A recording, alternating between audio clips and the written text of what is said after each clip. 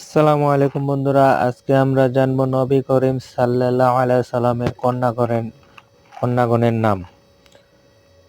তো শুরু করছি আমি। হযরত জাইনব রাদিয়াল্লাহু তাআলা আনহুমা, হযরত রুকাইয়া রাদিয়াল্লাহু তাআলা আনহুমা, হযরত উম্মে কুলসুম রাদিয়াল্লাহু তাআলা আনহুমা এবং হযরত ফাতেমা রাদিয়াল্লাহু তাআলা আনহুমা।